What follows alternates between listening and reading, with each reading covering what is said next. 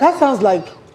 It's okay. Oh, yeah. It's okay. It's okay. But it's good to be back. It's good to be back. It's good to be back. Okay, let's get into wake-up conversations. There's a lot to talk about today. So I was going to get my remote control on this this first story, and I forgot everything I was going to bring to discuss this story. You needed props. No, I needed props. No, I was going to read it with the props as well.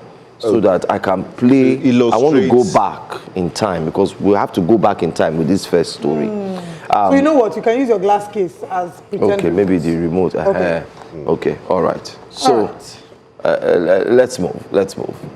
So we should get into the story now? Yes. So this first story is a story that I think has generated conversations, arguments, laughter, so many things online. So let's start. Like a nation that's actually flipping back through old headlines to fact-check its memory. Former presidential aide and now ambassador Reno Omokri has thrown his weight behind the son of the president, the first son of the president, like they usually say, Seyi Tinubu's City Boy movement, insisting Nigeria is not worse off than it was 10 years ago. In a video posted on Wednesday on his X platform, Omokri challenged critics by recalling a period marked by Niger Delta pipeline bombings that cut oil production drastically. See where it took us to way back. Deadly kidnappings along the Abuja-Kaduna highway. See where it took us again, way back. Unrest in southeast, violence in southern Kaduna. Sorry guys, has the violence stopped? Or we still have violence in these places? Well, but don't take our word for it. We'll get into the analysis. Let's watch this video first, and then we will play back and find out if all these things that he said on this video is actually true, or it's just a farce, or just to save face. But we'll find out. Just watch this video first. In the City Boy movement, and I'm going to tell you why. Recently, some people who should know better said that Nigeria is now worse off than it was 10 years ago. Now, let me take your minds back to what was happening 10 years ago. In the Niger Delta, we had Niger Delta Avengers. They had bombed the oil and gas sector. Nigeria had gone from 1.9 million barrels per day to less than 1 million barrels per day. In the southeast, you had secessionists who had put that region almost to a standstill. 128 police stations were shut down. We moved down to the northwest, and then from Abuja to Kaduna, you could not drive. Every day it was a death trap. People were being abducted, they were being kidnapped. In southern Kaduna, there was a genocide. People seem to have forgotten that. In the northeast, in Maiduguri, you had about 7 local governments where Boko Haram were in control. Now, because we have a very short memory in this country, we tend to forget about these things. All of these things have passed away. In the Nigerian Defense Academy, Boko Haram went there. Our Defense Academy killed soldiers. Boko Haram attacked the Presidential Guard of Brigades in Buhari. All of these things don't happen. 600 terrorists went with their motorbikes to Kuje prison, freed 849 of their colleagues. All of these things don't happen again. 10 years ago, states could not pay salaries. What's happening right now? Each state in Nigeria is getting at least 200% what they were getting 10 years ago. Somebody said the president is using jazz. No, the president is using performance. We've had 12 cycles of trade surpluses in this country. 12 cycles of GDP growth in this country. The IMF, the World Bank, they've projected that our GDP is going to grow by 4.44% this year. And then people are saying that the president is using jazz. No, it is performance. You watching this, have you ever slept in a petrol station looking for fuel? Have you even experienced fuel scarcity? If you're a student, ASU strike is like a thing of the past, ancient history. Why? Because we have a leader right now who knows how to handle this country because he has gone through the stages. That's why I believe in the City Boy movement. I ask you, these people who are saying that Nigeria was better 10 years ago, let them right now, because if you remember last year I drove with journalists without any security from Abuja to Kaduna. People can do that right now. In southern Kaduna, people are no longer being killed. Yes, we have security issues localized, but I'm going to tell you, in December, 1.2 million tourists visited Nigeria, Lagos, for Dirty December. Not one was killed, not one robbery, not one domestic incident. So I'm telling you, Nigeria is better right now. We've gone gone from a foreign reserve of less than 30 billion. Right now, we have a foreign reserve of 50 billion, approaching 51 billion. In 2 years, President Tinubu has added $67 billion to the economy. What is there not to like? That's why I support the City Boy movement, and I'm urging you, remember where we're coming from so that you remember where we are today. Thank you for watching, and may God bless you. Okay, all right, that's Mr. Reno Omokri, or Ambassador Reno Omokri. He made a lot of statements, so many things said in one short video, and if we are not careful, some of those things mentioned will be interpreted to be absolutely correct. But this morning on Wake Up Conversation, Mr. Reno Omokri, we want to highlight that some of those statements you made were completely not correct. You did highlight how safety the places are today, but I don't know if you are in Nigeria, Mr. Reno Omokri. Maybe you just flew in, had that conversation with the son of the president, and then flew out. Because I don't know if you've seen the copper who has been kidnapped. People have been kidnapped. Killings have increased. You might want to take a look at the Daily Independent, or better still, the Daily Trust newspaper of 2 days ago. They've done a breakdown. They've explained how many in numbers of persons have been kidnapped, how much has been spent so far. So we don't know if this is a hype, or better still, this is a new task that has been added to the list of the ambassadors. But we're going to go back to find out who you were and your position just not too long ago. So I'm able to have a remote control here, and I would like to beg Oliver and Benga to give me a chance to play, and let's go back in time. So let's see one of your videos, and we would like to also find out if this was true or false from you as well. Like I told you, the man at the center of Bola Tinubu's white heroin drug cartel has died. I mean, the death was just mysterious. You know, he was said to be on the roof of his house, and then he fell down and he died. I mean, just look at that. A week ago, this 52-page document came out from the Chicago court exposing his name, exposing the fact that he was at the center of the white heroin drug cartel, and that Bola Tinubu was the launderer of their monies. And then all of this information came out. The media has been looking for him, trying to investigate him, trying to talk to him and get his own side of the story, and all of a sudden, just last night, he dies. I mean, it is too convenient. Mathematically, this coincidence is just impossible. Look, Nigerians, especially the media, we have to go back to the circumstances surrounding the death of Funsho Williams. Because it's just similar. This was a man who was in opposition to Bola Tinubu, Funsho Williams, and mysteriously he died. Men went to his house and then they shot him. And then in this other instance, you had a situation whereby a man mentioned in court documents as being the leader of Bola Tinubu's white heroin drug cartel just dies mysteriously just last night, November 16th, 2022. I mean, look. Nigerians, something is fishy. This is classic drug cartel behavior. This is classic Delegiwa behavior. This is what happens in Panama, what happens in Colombia, what happens in drug cartel territories in Mexico. We cannot allow this to happen in Nigeria. We need to find out why. What are the circumstances leading to this man's death?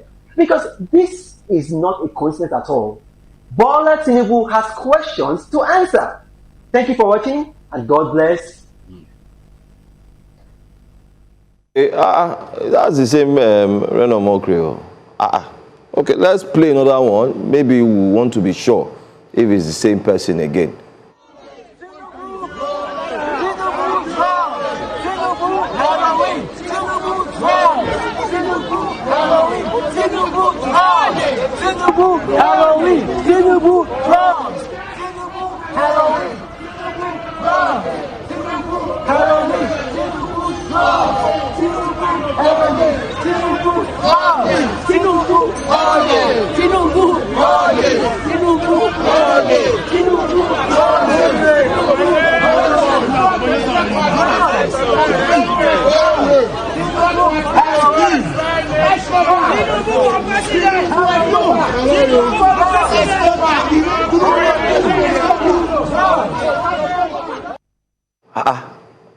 somebody, who was that? Let's take the last one. Maybe we'll find another video. Let's play this one. To answer a simple question, just yes or no, are you a drug lord? Because we've got documents showing that you were involved in the heroin cartel in Chicago between the years of 1991 and 1993. So it's a very, very simple question. We've got the documents showing that you forfeited almost $500,000 to the US government, and I have a master's in law, and if you read law, you know that when you forfeit, it's almost like a conviction, because what you're saying is that, look, yes, I'm guilty, but I don't want to go all the way to trial, take what you want and then leave me alone. And so we need to ask this question, Bola Tinubu, were you a heroin drug lord? Because we don't want a person who is connected to drugs being our president. If you were not contesting to be president of Nigeria, I wouldn't be doing this video. It's a very, very simple question. Some people reached out to me, I got threats, which I'm going to ignore, but well-meaning people reached out to me and said, look, leave this matter, it's in the past. Why should I leave this matter? How do you know it's in the past? Look at the kind of cartel behavior that Bola Tinubu has been exhibiting since 1999. Everybody who wants to be anything from governor to commissioner to other positions in Lagos have to come through him. That is a typical cartel behavior. Look what's happening right now with the National Union of Road Transport Workers. They have Bola Tinubu stickers on their Danfo buses and other public transport buses. They have to pay 20,000, they say, to buy the stickers, and then a renewal fee of 10,000 every month. Otherwise, what they call Agbero, or the National Union of Road Transport Workers, which are led by Bola Tinubu's thugs in Lagos, will just cause mayhem. So that's that cartel behavior.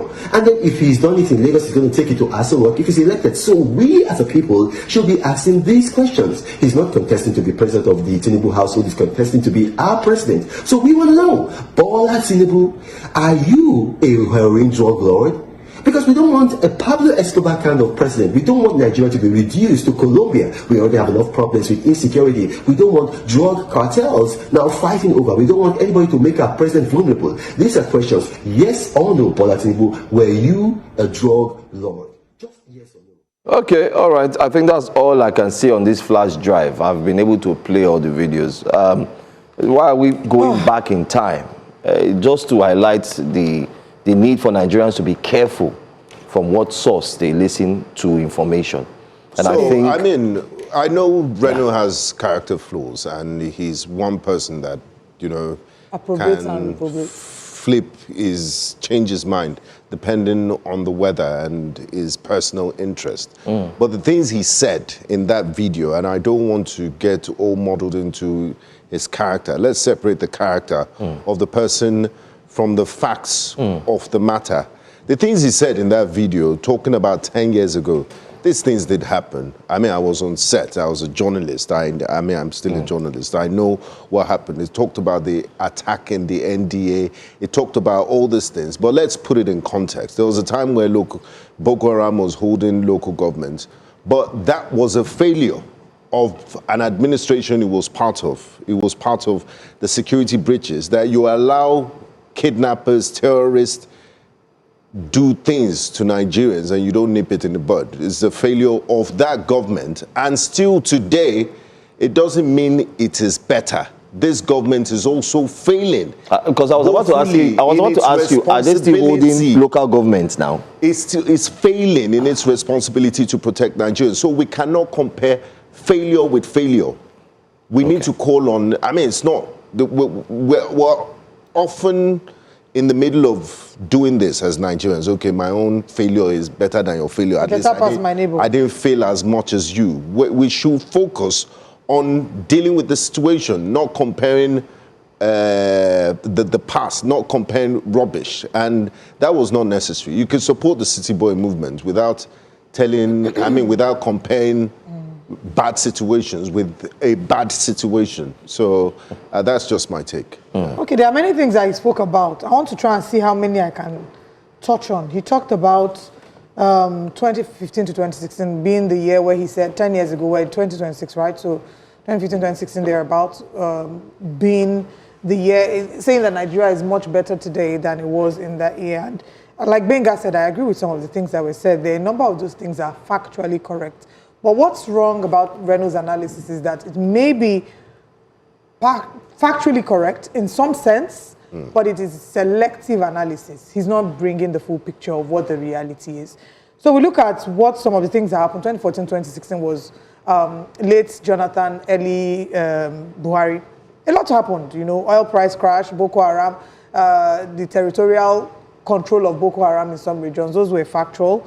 Niger Delta militants resurgence, those were factual. The recession, factual. But now let's talk about security. And I think when we talk about security, first thing to ask is security objectively better today than it was 10 years ago? Yes, maybe they're no longer holding territory. But they're still killing Nigerians. Exactly, they're no longer holding territories in the way that it was in that time. But can we genuinely say that Nigeria is a secure place? Reno Omokri made reference to traveling from Abuja to Kaduna with journalists and saying you couldn't do it back in the day. And making statements like that is Reno Omokri making mockery of Nigerians. Because every day we're talking about the hundreds of Nigerians that are being killed and kidnapped. He's making light of the current plight and the reality of Nigerians. And this insecurity now spirals into tourism. We talked about 1.2 million Nigerians visiting there to December. That's not because the quality of our life here is better. Yes, Nigerians have found a way to be resilient and push despite Which states did the challenges visit? that are Good question. And it's Lagos State. Good question. You know, they're visiting Lagos. That's one. Two, regardless of the 1.2 million people visiting Lagos, Nigeria still ranks poorly in the Global Tourism Index. And insecurity is also something that fuels that perception. Let's talk about coming back to this same insecurity matter. Back in the day, yes, it was Boko Haram. Now it's evolved. There's conflict in the Middle Belt. We're seeing the farmer-header clashes. We're seeing kidnapping. Kidnapping has become the order of the day. So people can't even go out. I dare him and a number of these people in politics to go out without their entourage, to go out without their motorcade and without their convoy, and see if they'll be able to go back home in one piece. Apply these roads to enter public transport, apply the roads that Nigerians are applying, and see if they will come back to make this argument. It is a mockery of the reality of what Nigerians are expressing. He spoke about oil production falling during Niger Delta issues. He claimed that production dropped to about 1 million barrels per day in 2016, thereabout. Okay, that's great. Now, are we still meeting our OPEC quota? What are the numbers that we're doing? He talked about fuel scarcity, that Nigerians are no longer sleeping in the filling stations. And that's because President Bola Ahmed Tinubu removed fuel subsidy. Recall that this same fuel subsidy, there was an attempt to remove it by President Goodluck Jonathan. President Bola Tinubu was part of the people that protested against that because the price obviously jumped. So right now it's saying what he criticized he has done, which is why last week when we had the APC national chairman, I asked, is it safe to say that President Bola Ahmed Tinubu was hastily critical of President Goodluck Jonathan? Because the challenges he saw that President Jonathan was dealing with, that he said President Jonathan should resign from office as a result of him not being able to deal with those challenges, are the challenges he's still dealing with. And what has he done? Has he been able to ensure that we have insecurity sorted? Can Nigerians boast of our country becoming a secure country? To other parts of the country. It's evolved. It's really there evolved. There was never insecurity in Kwara, Ondo State, you know. To the magnitude that we're experiencing. And then he talked about fuel scarcity. Back to the issue of fuel scarcity. People no longer sleep in petrol stations. Is that true? Yes. They don't sleep in petrol stations. As a result of NNPC refineries? At that time, exactly. Let me land. I love where both of you are taking this. I'm enjoying this. At the time, yes, they were sleeping in they were sleeping in petrol stations. Now they are not sleeping. One, shout out to Dangote. Period. Two, at the time, fuel was 185 naira. It jumped to about 600, 700. As at today, of course, today's one is not their fault. There is war in the Middle East, so it's affected us in some measure. So fuel, the price still keeps climbing. We have moribund refineries that we've been advocating for them to decide what they want to do, sell it if they have to sell it, and ensure that these monies are invested elsewhere. But no, we're still having issues about that. And Nigerians cannot even afford to buy this fuel. There is fuel, they're not sleeping in petrol stations because they can't even buy the fuel. They're in their houses. So yes, while a part of what he has said in regards to the quality of life in that time may have been factual, but it does not present the full picture of what our current realities are. In the words of our president, when he said, "Now statistics will go chop," you bring all these numbers and you look at the quality of life of the average Nigerian. Has it improved? Can Nigerians say that the quality of their life right now is better than it was 10 years ago? Let's go to the streets and let's take a poll and let the voice of the people be the voice of God. That's my own. Well, I appreciate the both of you. Thank you so much. You have been able to help me. I mean, this playback has helped us to go back and understand The character of the person. And Benga, I know you said character doesn't matter. Let me speak No, I clearly. didn't say character doesn't matter. Okay, yeah, I mean, you said you wanted to focus on the issue. I just want to highlight that it is very circumspect that where you get your news from is important. And this is an information to Nigerians. We remember our parents oftentimes share WhatsApp messages. Oh, they said this. I will tell them, no, where did you get this news from? It's a farce. It's not true. I think Mr. Reno Omokri is making a mockery of Nigerians, even though that rhymes with his surname, because he said Nigerians have short memory. And I take that statement to be very annoying and abusive. A lady put out a video as of 3 days ago talking about how they murdered her husband. We saw videos of bandits. We've seen videos, NYSC copper. He has not been released till today. The family has paid. The family has paid. The order of the day.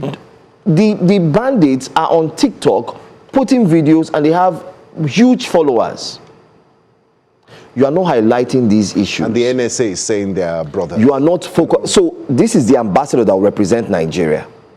You are not highlighting the major issues, but you are telling Nigerians that we are, in your words, we have short memory. In other words, Nigerians are not smart. In other words, myself... now we're living in El Dorado, exactly. paradise. In other words, myself, maybe Olive, maybe you, we're not thinking well. That's what you are telling us. So this morning, we came out to say, no. We need to let I personally, I took it personal. And I said, I need to also let the ambassador, Reno Omokri, know that you are wrong. And such statements should not come out from leaders. We've seen leaders make use of statements that are derogatory. It's like telling Nigerians, you are stupid. But that's wrong. You don't say that. And still focus, I'm glad you called him ambassador. 2 months since their clearance. Where has he been to? Where has he gone to? The postings, nothing. The ambassadors, even the most important capitals, they've not been designated. They've not resumed their duties. So it shows you how serious the government is. At the end of the day, I say this to say that you can support whatever you move without City Boy. In fact, recruit Wizkid. Wizkid sang City Boy. Davido, name them. No. Wizkid, because he sang City Boy, make we dance. Daddy, yo, make we dance. Recruit City Boy, Wizkid to come and perform for you. Do whatever you want to do. Nobody really cares about who you want to support or not. But don't disrespect the reality of Nigerians while doing that. That's all that we're saying. Don't downplay the issues that Nigerians are going with. We'll have to, this is the reality. More and more Nigerians are being forced to become internally displaced persons. It's bad enough that they fled their country to become third-class citizens in the West and still treated terribly in the West, even in their own home. This is the reality of what Nigerians saw data recently that said that more Nigerians have been killed in the last 2 or 3 years than conflicts in the Middle East. Yes. And there's no, and you say it's not war. Making a comparison. Yesterday, as we speak now, a particular agitator was spotted yesterday. Sunday Igboho was out yesterday wearing the APC cap, and people were cheering and hailing him. And come and see the divide online. People were saying, wow. They should have given... Is this not the same person that the government tried to, during Buhari's time, they tried to attack him, hold him, and, lock him up?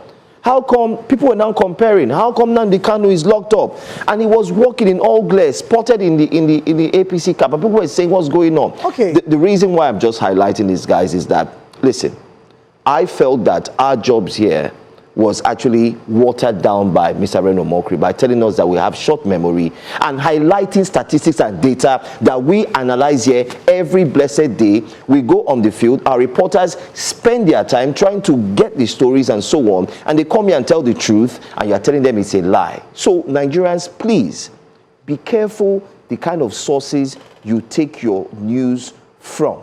If it's not News Central or other credible news sources, any individual that comes to bamboozle and tell you stories, lies, and then tells you have short memory, please don't listen to that individual. See, that one is even beyond news. Nigerians can compare that with the reality of what they're living. Exactly. It's just like telling somebody it's raining and then they go outside and the sun is shining. This one is something that they can easily and clearly see.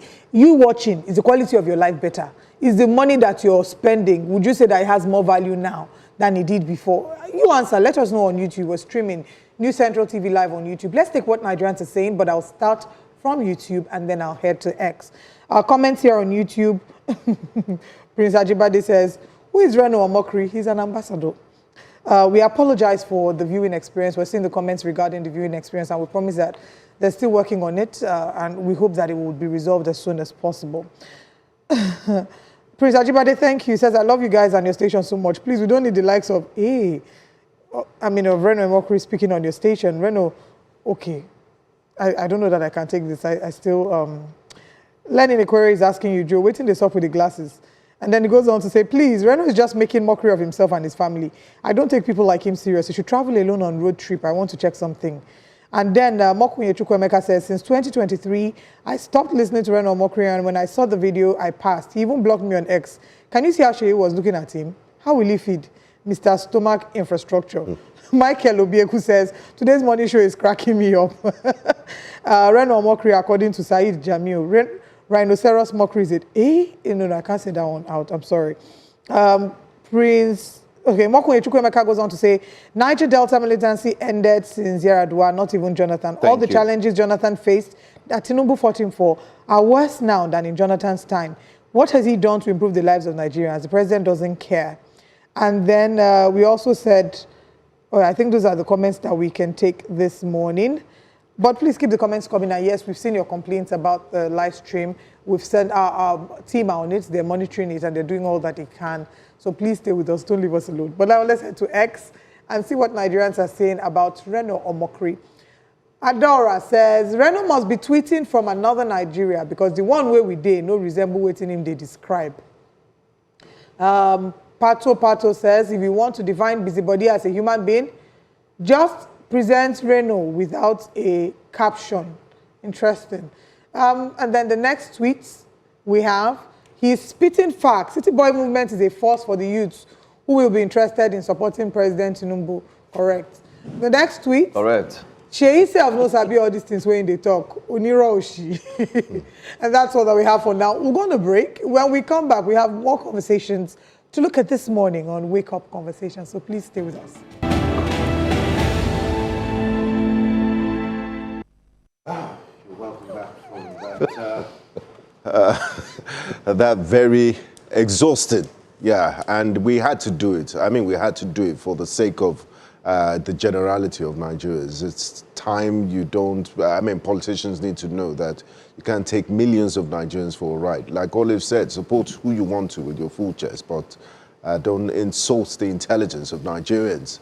And that brings us to this question. Just a few days ago, we had the chairman of the All Progressive Congress here with us. It was in our Abuja studio. We spoke with him, and I remember clearly, and I'm sure my colleagues can testify to the fact that Professor Nantawa Yilwada did say that, after we mentioned that Aso Rock has gone off-grid, he said, universities are also they've gone off-grid. They have solar installations to give them 24 hours electricity. Well, the facts are different from this story. I'll let you be the judge yourself.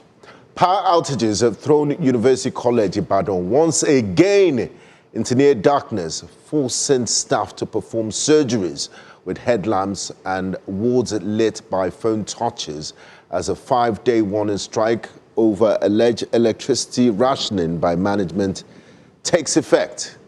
The Council of UCH union leaders representing 11 unions say that the Ibadan Electricity Distribution Company restored power in February after 102 days of blackout. Internal rationing has also crippled service delivery and put patients at risk. Surgeries are routinely cancelled, lab results delayed, vaccines and medications pulled due to broken cold chain and critical equipment left idle, while staff are forced to improvise and also deal with severe water shortages. The unions warn that the hospital is losing millions of revenue daily, calling the measure revenue destroying, and demand an immediate end to electricity rationing. Restoration of water supply, repairs to faulty meters, and review of staff housing charges. They are urging the federal government to intervene urgently as patients, trainees and staff continue to bear the brunt of a crisis threatening one of Nigeria's most foremost tertiary hospitals. This is very heartbreaking and sad, because if you know the history of the University College Hospital in Ibadan, that people used to fly in from all over the world to come and seek medical treatment there, and it's been reduced to this. I mean, even the statement, you know, that there was a part there. Can you scroll up, please? It says a revenue destroying. Yeah. I mean, you're there to provide service. That's your primary responsibility to the people. You're there to heal the sick, and the money that comes is secondary. You should be more concerned about and they've rightly highlighted it, but I just didn't like that revenue destroying part. No, but it's facts. The hospital does not run on the blood of Jesus. It runs on revenue. So I think that is valid for them to argue that So what it's did you say revenue again? The destroying. what? The hospital does not run. It doesn't run on the blood of Jesus. Yeah, no, but it's true. Thank you. Yeah, it runs on revenue. But putting it inside that, fix the infrastructure. Fix the I don't agree, Benga. I don't agree with that. Make it standard. We know they will make their money, but they won't make their money if the equipment are faulty, if they don't have lights, if the standard is abysmal. Benga, it is a revenue-destroying action. It's revenue-destroying because the hospital is not making money. The hospital, UCH needs money to run. It needs money to run. UCH was established. You've talked about it. It's a premier hospital. It's a reference point to medicine in Nigeria. It was established as far back as 1957. Yes, and it's been a symbol of respect and regard. Has helped in tons of research in Nigeria. So when you talk about Nigeria's medical history and Nigeria's medical journey, UCH is a key focal point.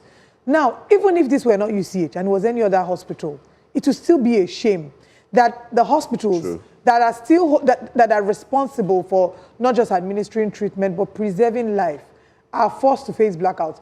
Last year, we took the story of when the strike happened and when there was argument about them using solar or not using solar.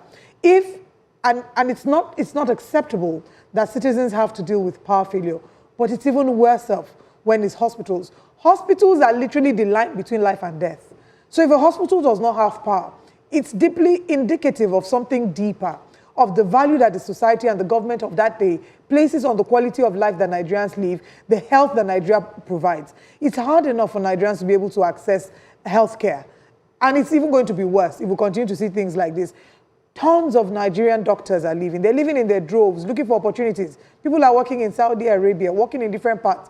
Not because they want that. It's not of their own choosing. But it's because they don't have a better option. And these doctors need to get paid. Do you understand how hard it is to become a doctor? I have a friend who's a medical doctor. The hours of studying. Even after, yes, she's done. She's done, she's practicing, but she still has another exam to write. She's studying. They go through intense, rigorous training that is deserving of being handsomely rewarded, if I might add. So they're putting their lives on the line. Doctors don't deserve the quality of life that we're given to them. Everybody, and this is not to discount or play down the importance of any career path. Everyone has a role to play.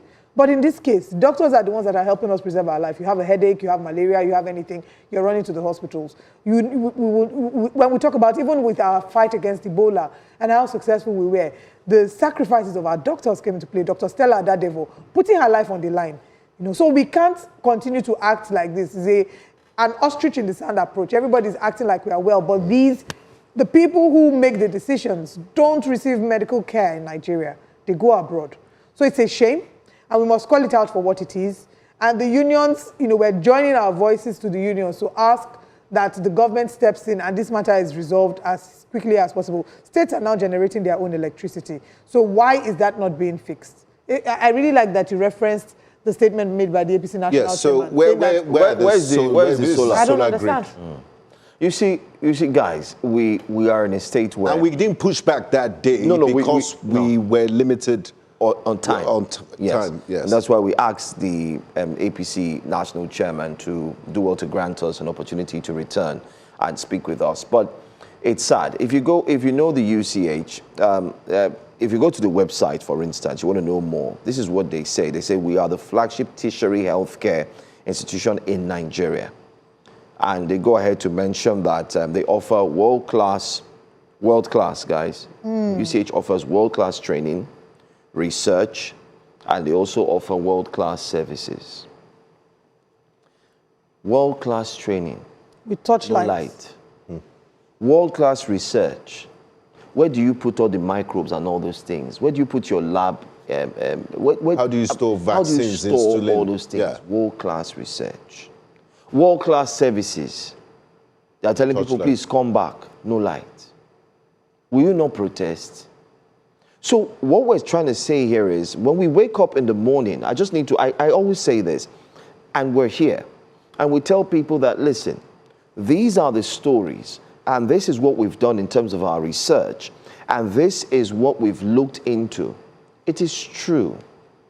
It is very painful to note that a very honorable, respected university teaching hospital will have to go through this. And at the end of the day, we hear, oh, we've put solar on all hospitals. This is a hospital that the king of Saudi Arabia, I mean, reports have it that the Saudi royal family in the 1950s Way and back. 1960s, they used to visit this hospital for treatment. So the way that we are exporting medical tourism, we are importing medical So tourism. the question now is, look at from then. The quality of our life. Have we our gone healthcare. like this, Can't or we've gone like this? ask It would be Reno. nice for Reno to react. But to Reno this story. Omokri this morning was shouting, it's better. That's why I say Nigerians, be very mindful of who you listen And to. it's really, really sad and humbling. And I have to say that the decline of Nigeria didn't start with this administration. And I mean, this is for the Nigerian political elite to reflect on the country they have left behind. I think since the 1960s to date, everyone that has held political appointments, one way or the other, in Nigeria has failed generations of Nigerians. I mean, are you proud of the country that Nigeria is today? We keep shifting blame. I mean, how can the current administration be blaming the past administration that is also an APC administration? Is it not All funny? we're asking for Is it is not funny? just do your jobs. Is it so hard for you to do your jobs? We wake up in the morning, come here, we do our jobs to the best of our ability, and we move on. If everyone just did their little part, we're not stealing office equipment, we're not taking bribes, we're not. It's heartbreaking. Benga, Okay. you were called to defend the budget. You could not defend the budget. You didn't know how many companies have been How many registered. companies have been registered yesterday? All it was done. You don't know how much you have You know, I didn't come with raised. it. Eh? And you wore infinity cap, thinking that the people who ask you questions, they will say, You're ahead of he's a one government us, let's leave parasite, or him. you're wearing infinity cap.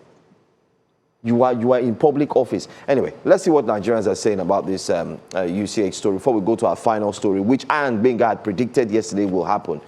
Quick one. It says, Timitayo says, bro, I still can't wrap my head around the fact that in 2026, Nigeria still can't boast of steady electricity. A whole UCH Ibadan on strike and protesting for no light and water in this country. Is this intentional? Are politicians deliberately neglecting the power sector, or is there something deeper going on? Why is It's it so disgraceful. difficult for Nigerian leaders to provide 24/7 electricity for the people? Why?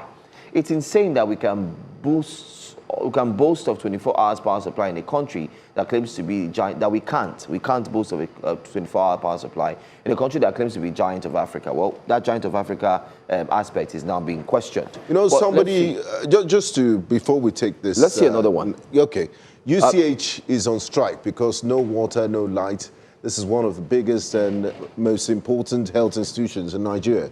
This is preposterous, says Dr. Ajibade. Yeah. It's indeed very It's preposterous. Somebody I agree with put up a tweet recently and said, do we have missile interceptors? What if one of these See how much those missile come into interceptors cost? Nigeria. It's you don't get The light. answer was, do you have light? You get light. You won't go get missile in It's it, truth. And I think that should be the basis of every, giant of Africa, any statement we're making. We should bring it back to the basics. Electricity. Do we have lights? And reference what the president said, if I do not produce or give you power, do not. Listen, we're going to buy our time, and I think it's very good that the fourth realm of the estate, which is the media, should buy our time, and fourth estate of the realm, I beg your pardon, should buy our time to highlight these things, and that's exactly what we do. This one says, UCH on 5 days warning strike. Guess the reason for the strike? Adelabu, he shouts. UCH, they beg for light, yet Our governor. Saki rep will say to the yarn nonsense, be like say they don't use sense. This one is angry, you can tell. You know, sometimes when we bring these tweets up, it just shows you the way Nigerians are feeling. EV says, when the government is spending 36 million naira in a year on health for 230 million people, how can there be light, water and other basics? But don't worry, we have $60 million in our external reserve. Relax, says Tinubu is fixing Nigeria. You see, that's what we're going to take. Okay, let's take this last one. It's really disheartening. UCH went from being a top-tier, highly respected hospital in sub-Saharan Africa to struggling with basic utilities like water and electricity. Years of underfunding, management challenges, and infrastructural decay seem to have taken a heavy toll, and it shows how even leading institutions can decline without consistent support and investment. And that's the truth. But let's quickly mention here that you could drop a comment or two. We must apologize for our stream on YouTube. We do understand it's a bit shaky. However, you can also watch us on other socials. We're also streaming live on X, and you can find us on Facebook as well. You can watch us on DSTV, GoTV, and of course the likes of other platforms. But that's what we've taken. Yesterday, myself and Benga predicted what had happened, how the Federal Airports Authority of Nigeria decided to end cash payments and focused on digital transactions, which is you pay cashless when you get into the airport yesterday. And we discussed how it had caused a lot of challenges. We also had the MD CEO of FAAN, one whom, I applauded 2 weeks ago of how she was able to handle the issue of the inferno just weeks back. But we mentioned here yesterday, I don't know if our producers have what we said yesterday, that we are certain that there will be a reversal. Not because we just said it, but because we have spent years in this game and we know how these things happen. Let's just take a look. Airports Authority of Nigeria that has decided to, go 21st century in implementing a no cash policy. It will be nice if you streamline your systems, if things are done in a more organized manner, because lots of Nigerians have been missing their flights in the last few days since FAAN went cashless, because traffic backs up. Apparently there are systems, there are things you need to do before you can make payment, and as a result of that, a number of Nigerians have missed their flights. Well, if you go back to the video on YouTube, we just had to bring you a snippet of it. We had related what had happened during the NIN time, where the former Minister of Communication, Pantami, had said, no NIN, then you're going to have your SIM blocked. And in the heat of the pandemic, Nigerians were rushing and falling over themselves. Older people were getting injured because they went to register, and then they said, oh, sorry, we've cancelled. There's also the issue of the application for jobs. I think the Nigerian Customs or something, where they will say, where they mentioned that they needed 1,000. NCDC, I think. No. NCDC or immigration. Customs. Yes, there was immigration. There was customs, there was immigration. And the crowd, and then all of a sudden they cancelled. We've seen too many back and forth. And then we saw travelers. People missed their flights. People were stranded. People were using Okada to get to the area. All because you brought out a policy that you didn't think through. If only you thought through about the policy, then you would have thought about the implementation. But just yesterday, the Minister of Aviation and what's it called? Aerospace. I always like being whatever I say. Aerospace. And the name, what do you add? You don't know where we are. Came out and said the president has directed. There was a FEC yesterday. There was a Federal Executive Council meeting yesterday where President Tinubu said, oh, by the way, they are going to destroy Qatar Bridge. It was part of the FEC yesterday. The president said Qatar Bridge should be remodeled, so it's going to be brought down and then remodeled again. So Lagosians, get ready. Because they are renovating Qatar Bridge. More Nigerians will aspire to go to Qatar while they are doing that. Anyway, so this is what you see there on the screen. The long traffic, people missing their flights. This is typical, and we mentioned it yesterday, Joe. You want to get a passport, there's nothing you can do that has to do with government service delivery that you will not go through hardship. And this is imagine people lost millions of naira because they couldn't get to the airport. How do you come up with a system this revolutionary without even troubleshooting, without doing mock exercises, without having a hybrid. Give people options first, cash or card, before you go full throttle. Oh, you're just going to stop it. I mean, it's an embarrassment to the government. Now, and this is not the first time we're seeing policy somersault. Yes. It's almost like a theme for I was this going to add that, I mean, I'm glad that you mentioned that. It's not the first time. It's a typical, it's a dance that happens in Nigeria. They think about an idea and they think it's going to be effective, and then they roll it out and find out that the impact is grave, or it's not the most convenient impact. Then they come back and retract it and pause for a bit or bring another alternative. So it's the same thing with, I remember when Leila Johnson Salami had asked Dave Umahi that, did you do an impact assessment? Where is the impact assessment report you promised? Before you decided to go ahead with the coastal highway. And he got angry. He got very angry. Then he promised that he was going to make it available. And till today. Till today, I don't think that we saw that impact assessment report. Maybe we should ask Tracy. Government needs to wow. Tracy. So maybe we should ask Tracinta for the impact assessment. Wow. But we say this to say that our government needs to understand that they must prioritize an impact assessment before they roll out policies. You don't jeopardize the lives of Nigerians or the quality. Imagine people, there's so many things that can go wrong. Somebody needs to get to the airport for a medical emergency. Somebody has an appointment, that is a business appointment that they've been chasing. Maybe they've been planning this meeting for months, and this is a once-in-a-lifetime opportunity that has just been missed. The collateral damage is too much. Imagine you've taken money from clients. You have to do an MC job, and because the FAAN and Aviation Minister and Aerospace I will ask for damages. They must pay me damages. I mean, you ease people into that system. So our goal should be to think of how to make things may not be great, but the goal of the government should not be to worsen the quality of life and the process of achieving things. Something as basic, like Benga said, as basic as getting your passport should not be rocket science, for example. Anything that involves government and citizens interaction, it almost feels like you have to pray. Say what? It's a battle. As I'm going today, let me get my NIN. Let them not tell me that network is down. God, please, as I go today, we pray over the most ridiculous things that can be sorted just by efficiency, just by proper putting the right people, the square pegs in square holes or round pegs in round holes, and just ensuring that actions have consequences the same way inactions also have consequences. That's just, my take on this as well. Well, the minister, I don't know if we have the footage, but yeah, we have. Let's just take a look at it where he spoke, because he got the directive from the president who said scrap it, and there are more stories as well to that why that was also done. But let's take a look.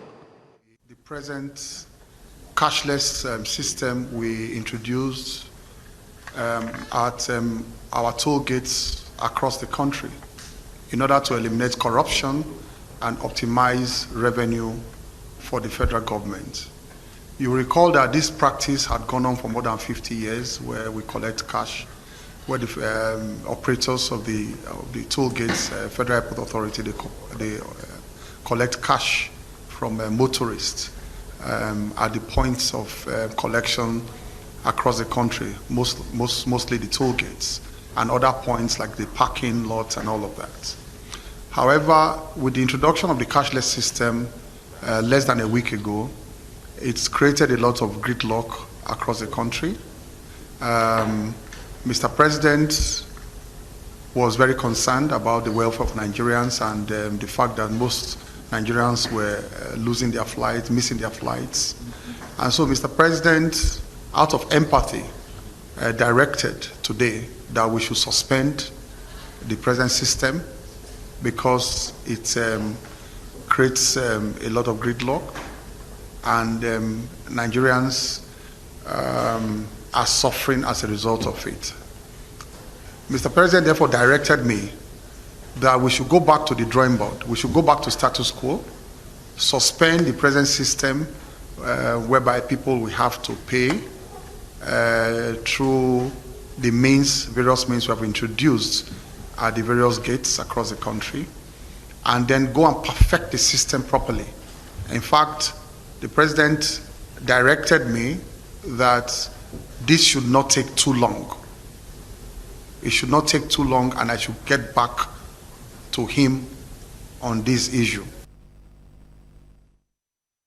There you have it, Mr. Festus Keyamo, Minister of Aviation and Aerospace Management, there talking about the need to halt the exercise following the directive of Mr. President. And he said it's in tune with modern day service delivery, where they're trying to block the revenue leakages and ensure they get more revenue for the government. But you can see how much traffic has backed up as a result of this policy.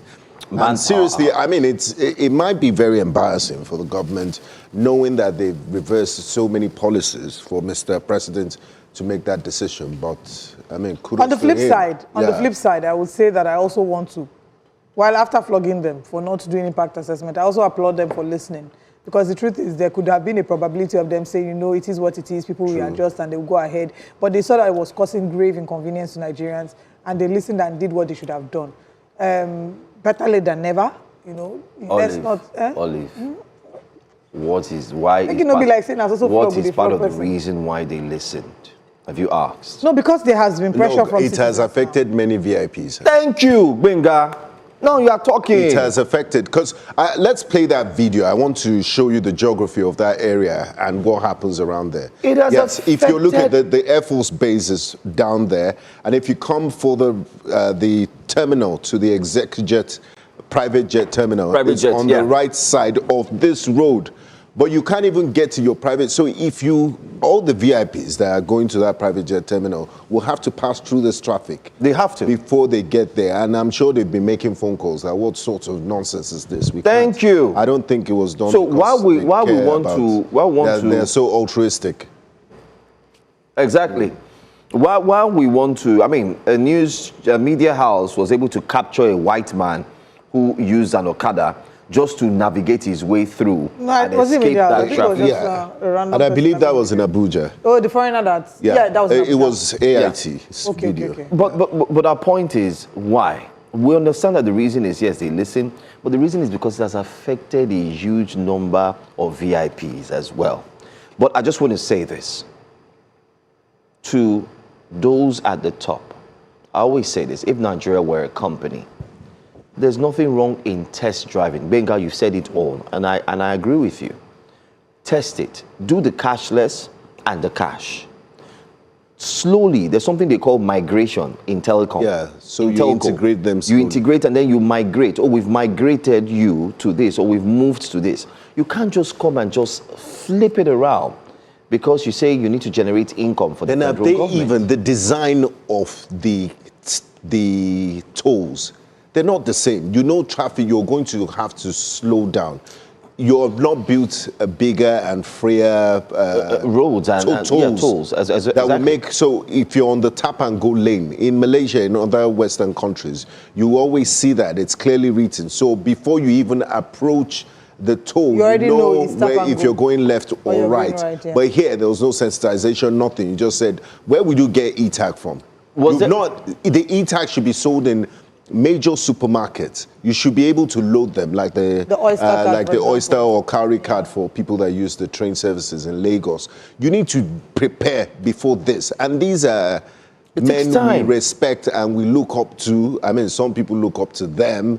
You think they would know better because they travel a lot. I don't look up to them. Let me not lie. That's why I said. Honestly, we were able to compare. Like now that you're talking about traveling a lot. So you can't just wake up and make a knee-jerk decision like that. We're going cashless. Deal with it. Benga, the seamlessness of traveling abroad it blows my mind, right? It's not like they're intentionally trying to make life difficult for you. Things like sometimes you don't even need to come in contact with any human being.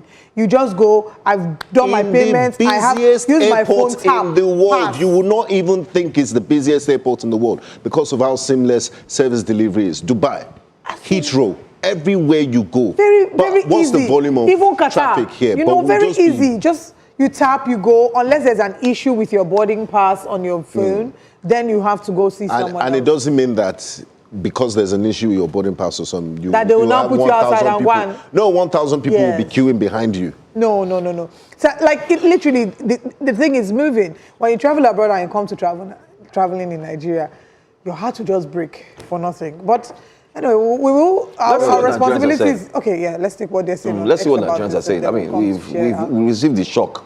Let's see if Nigerians do receive it as well. Okay, this is. Okay, we can skip We this can skip because it. we spoke on video We've already. taken the video already. We've seen what he Let's said. get It reactions. was directed by the president, like he said, by the way. The president said, no, you can't do that. He says, it is unfortunate that until the president intervened, you couldn't detect that it wasn't working. Good question. Good question. You couldn't detect until the president intervened. Bayo says, what happens to the money already in the wallet through Paystack? People have already paid. So what happens to their money? It obviously shows lack of capacity to comprehend. This is a leadership flaw from you. You didn't have to wait for the president to take that initiative. It's true. This policy should have been implemented in phases. Lagos, Nigeria, Abuja, you know, wherever you're watching us from, thank you for watching.